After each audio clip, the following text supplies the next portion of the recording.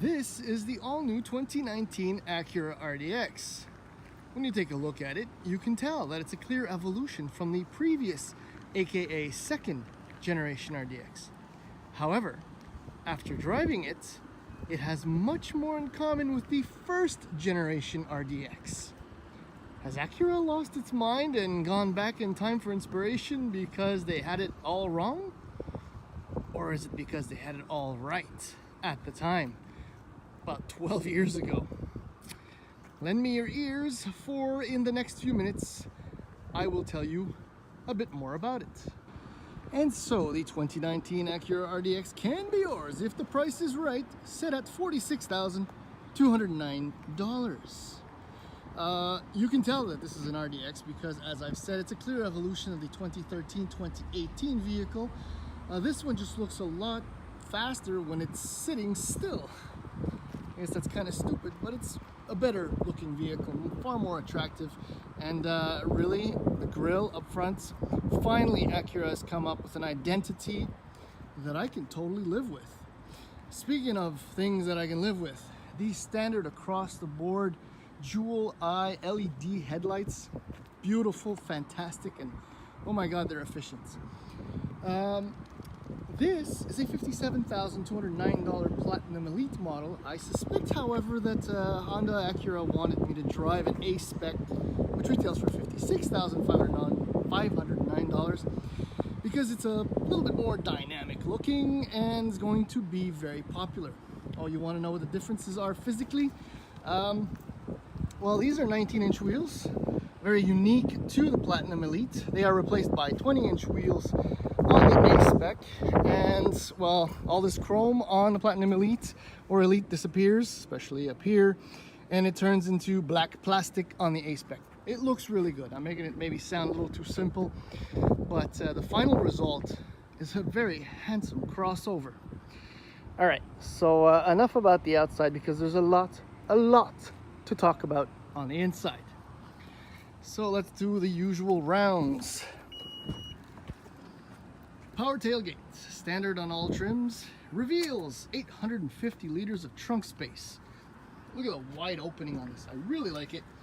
Very useful bin. Low lift over, and the pièce de résistance here. Boom, check out these bins. Absolutely fantastic, and that gives you an idea of their depth and, well, usability. Okay, so making our way towards the back.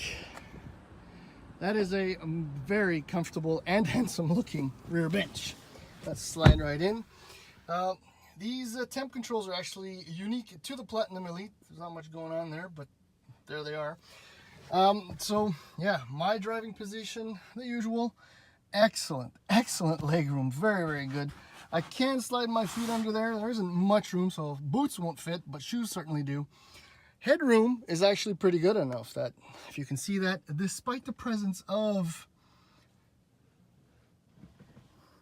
an endless moonroof. There we go. All right, finally. My son's car seat fits beautifully back here, and you could squeeze a third person in the middle if you really had to, or just chillax. All right, so elbow room, very nice. The materials back here, the finish is it's top drawer stuff. And up front, it gets even better. Look at that. That's real wood, my friends. Okay. So what you get on board with the Platinum, also included with the Platinum is 4-door intelligent keyless remote access kind of deal, which on the other models, it's only for the rear doors. Okay, so included also Platinum Elite. That is a crazy audio system. I won't do it. I won't demonstrate because the mic on my phone just can't handle it. So 16-way power seats, driver and passenger included in this model. Again, fit and finish. Look at the details. It's very lovely. It's warm, so let's start her up. Lovely gauges. That 7-inch screen in the middle there is configurable and available on all models. This is your 10.2-inch screen, also available on all trims. Lovely screen. The graphics are very nice. However, everything falls apart when you Essentially everything in this shot just doesn't work. Okay, so quickly, this is your IDS or drive mode selector. Looks like it belongs in a coffee maker. It's really, really strange. Anyhow, your drive modes, little fancy noises. Yeah, so that's it. So I don't know. It works, obviously. Aesthetically, it's kind of odd. It doesn't fit with anything else. This push button transmission electronic selector shifter thingy. Oh my goodness. It's so counterintuitive. Makes me mad. I've spent hundreds of hours with Honda products. You know, you back up, okay, there's nothing behind us, then you go, okay, and then you're looking, and oh, you gotta look down, oh, there's the drive, okay, now we can go. I don't know, it's just, it doesn't flow right with me. But this is even worse. I didn't even bother to look what it's called, because it's terrible. Okay, let's just go to the menu button. Yeah, on the screen it's really nice, but I think that Acura said, which system is the worst? Oh, Lexus remote touch? Let's just take it down one notch and make it not as bad. Okay, so you got the split screen setup, you know, and you can switch from different configurations up here. But let's just say you want to go to, yeah, here we go, XM, okay. And, okay, so it took me, turn that down.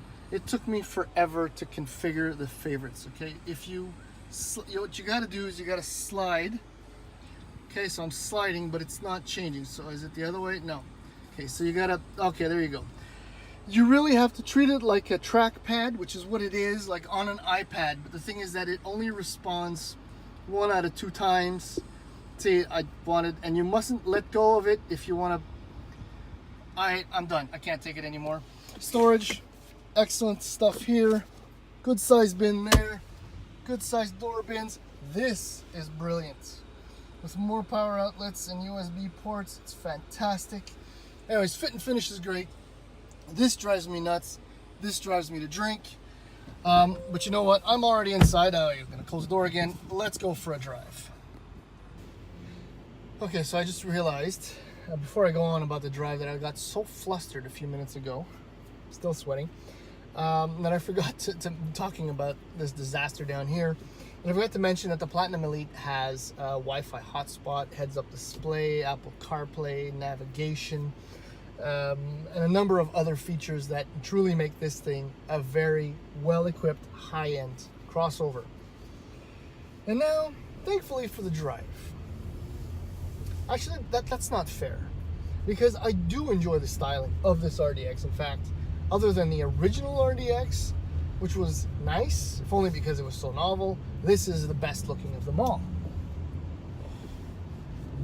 And I do so love the interior. These seats are incredibly comfortable. Fit and finish, the whole layout, beautiful. And this thing truly is far more luxurious and refined than its price tag would suggest, and the fact that it's an Acura. But that's a very conscientious effort on Acura's part. This thing has active noise cancellation, acoustic windshield, which means that even on the highway at speed, the cabin remains very quiet, which I love. And then, my friends, that other element that I hinted at when I said that I'm happy to be driving a Platinum Elite compared to an A-Spec, that element, or elements, are the adaptive dampers, which are included with the Platinum Elite. They transform the behavior of all cars that I've driven. From comfort to flat-out sportiness and handling. One day, I suppose, maybe all cars will be equipped with this technology. In fact, this technology, I think, is one of the best that engineers have come up with in the ride and handling departments and NVH departments over the last decade. But back to the drive. So left in comfort, I showed you the drive modes. The ride is cosseting and smooth in the city or on the highway. It's absolutely perfect. But unusual, well, what is unusual is what I should say, is that in sport, things are just that much nicer. And it's, again, unusual, because now my throttle is a little bit sharper. The damping still has plenty of travel, plenty of give. fact, nothing is negatively affected by this. Everything is positively better. It's very unusual. Normally, I need to set up some kind of individual or custom mode, but you don't get that in this. So you don't need it because sport is perfect. So, under the bonnet, all Acura RDXs share a turbocharged 2-liter 4-cylinder engine. Does that sound familiar? Yeah, if I was in charge of the first generation RDX, if only because I was so far ahead of the curve. Somebody said, no, it's all wrong with the second gen, we gotta ditch that and put in a big honking old V6 and then come back to this, and you knew you were right the whole time. Anyway, enough of that. It puts out 272 horsepower and a very healthy 280 pound-feet of torque from 1600 RPM to 4500 RPM. Between it and the SH all-wheel drive, which is standard on the RDX, is a 10-speed automatic transmission. No, actually, it's really good. Something else that surprises me about this RDX. Normally, I'll go back to comfort. Normally, at this point, after 5 days of driving the vehicle, the gears would have knocked into each other. I would have lost second. 8th would have swallowed itself. 9th and 4th would have meshed into one. And the whole thing would be a miserable disaster of a driving experience. But no. It glides from one gear to the other. The only thing it kind of does sometimes is when I slow down and pull off, those American stops, it kind of tells itself, oh, I should downshift. And it does when I'm putting my foot on the throttle instead of staying in second gear. So there's a little bit of action going on there, but that's not so unusual. But yeah, seriously, sport, merging onto the highway. The 4-cylinder actually sounds pretty good, although it still sounds like a 4-cylinder. It's something that is very, very difficult to mask, and that it'll never sound as silky or as powerful as a V6, but this 4-cylinder is beautiful. Seriously, if Acura would just get rid of this freaking scratch pad bull crap and put in a nice rotary knob, use the IDS knob for the access for the infotainment system, put a little switchgear button or a couple of toggles for your drive modes, boom, you'll sell a gazillion of them. Having said that, this new 2019 RDX, very, very nice piece.